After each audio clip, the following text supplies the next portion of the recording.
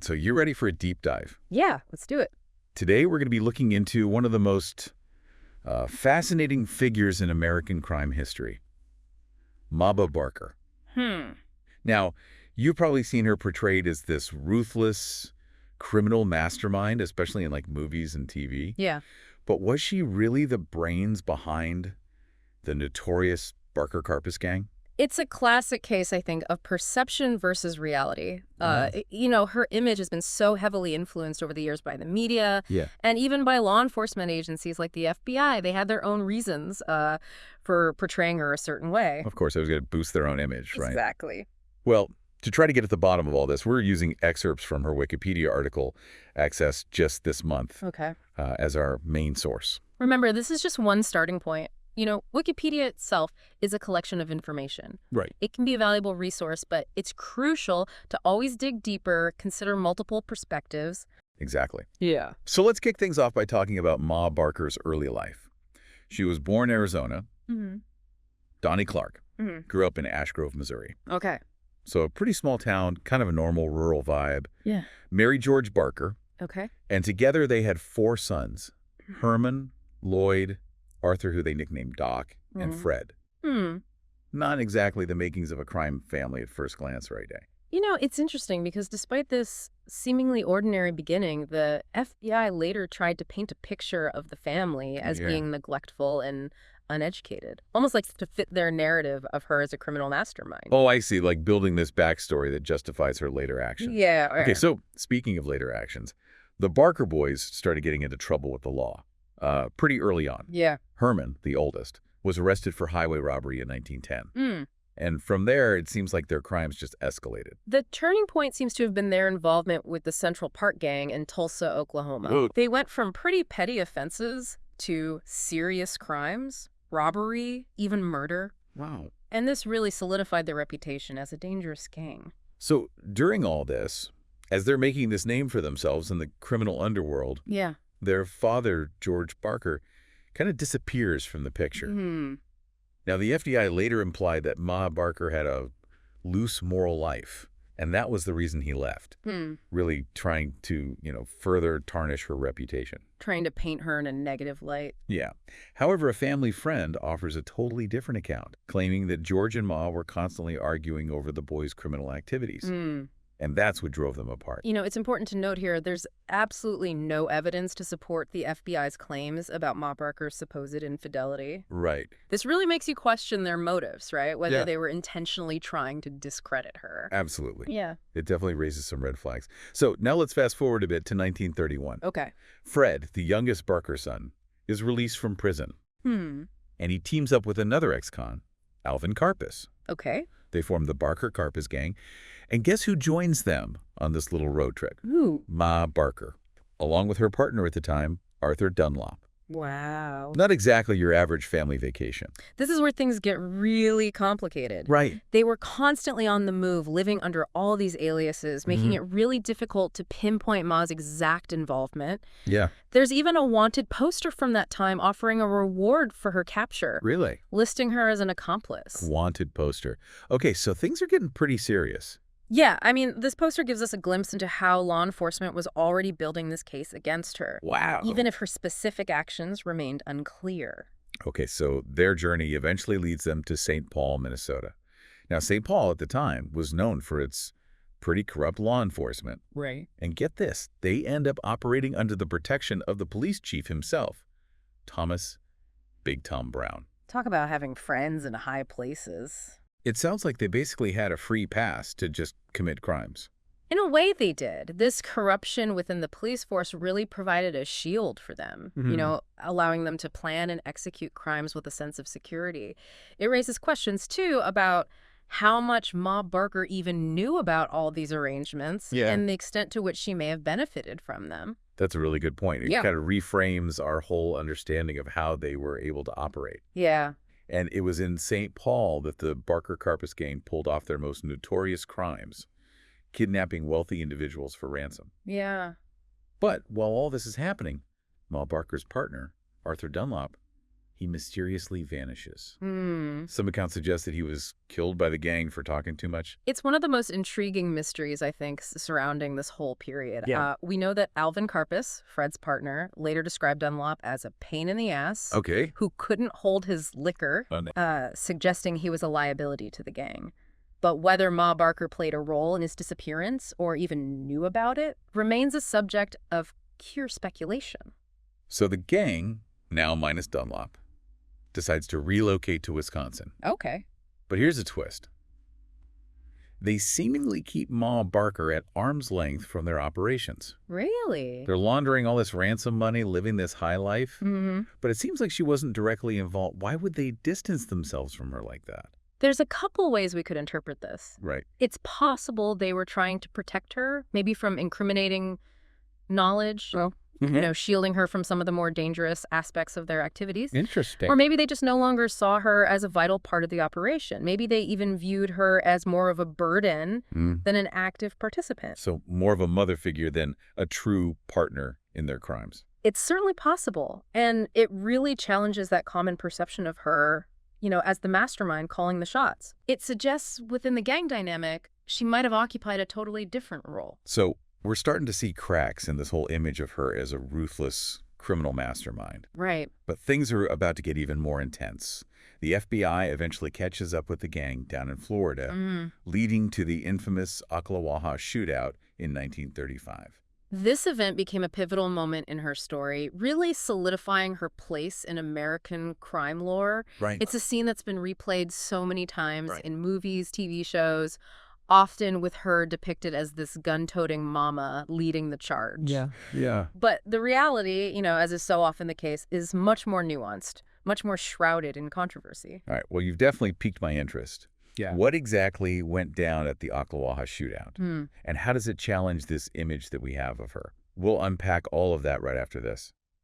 So we left off with the Barker Karpis gang holed up in this lakeside house in Florida. Right. The FBI tracked them down, and things are about to get, well, pretty explosive. Can you tell us about what exactly happened at the Ocklawaha shootout itself? Well, it's important to remember that the FBI had been building this case against them for years. Yeah. They saw them as public enemy number one. Right. And J. Edgar Hoover, the head honcho at the FBI, he was determined to take them down, especially after these high-profile kidnappings, like the one with William Hamm, the wealthy brewer. Oh, right. So the stakes were incredibly high for both sides. For sure. So the FBI, they had surrounded the house, and on the morning of January 16th, 1935, they demanded that the occupants surrender. Makes sense. But Fred and Ma Barker, they decided to fight back instead. Oh, wow. And this resulted in a 4-hour gun battle that ultimately ended with both of their deaths. 4 hours. That's a long time to be exchanging gunfire. And were there any witnesses to all this? Yeah, believe it or not, some witnesses claimed that locals actually gathered nearby Really? to watch the whole thing unfold. Oh, my God. Some even said people were having picnics during the shootout. Picnics during a shootout. That's insane. Sounds like a scene from like an old Western movie. I know, it's crazy. And this is where it gets tricky, trying to separate the fact from fiction. Yeah. Because the FBI, they painted this picture of Ma Barker as this gun-wielding outlaw firing a Tommy gun from the window. Yeah. They even released a photo of her dead body with the weapon nearby. Oh, wow. Which became this iconic image, Oh, yeah, I've definitely seen that. But some accounts challenge this whole version of events. Oh, really? How so? Well, there were conflicting reports about whether she actually fired any shots during the shootout. Some witnesses claimed they never even saw her with a gun, while others said, maybe she fired a few shots, but only in self-defense. Oh. And then there's the question of whether that famous photo of her with the Tommy gun was staged by the FBI. Oh, wow, to kind of further their narrative. Exactly. So it sounds like there's a lot of uncertainty about what actually happened inside that house. There is. And that uncertainty just adds to the whole mystique surrounding her. Right. Did she go down guns blazing? Or was she more of a bystander? We may never know for sure. So in the aftermath of the shootout, J. Edgar Hoover, always one for public relations. Oh, yeah. He seizes the opportunity to portray Ma Barker as this ruthless criminal mastermind. Of course. Even calling her the most vicious, dangerous, and resourceful criminal brain of the decade. It's a perfect example of how the FBI, under Hoover, used the media to really shape public perception. Right. It played right into the existing fears about gangsters at the time and really helped elevate the FBI's role as these protectors of society. So portraying her as this mastermind really benefited them. Exactly. It helped bolster their reputation and also helped justify their tactics. That's interesting.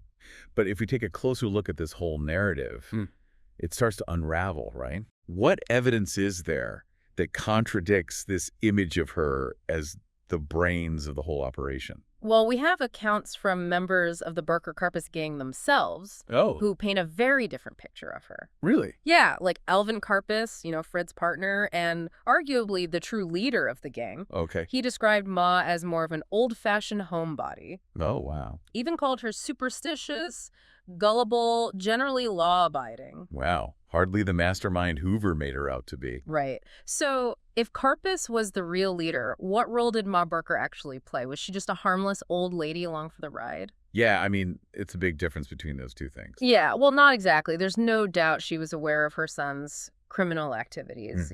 She provided them with alibis, helped them launder money, even rented hideouts.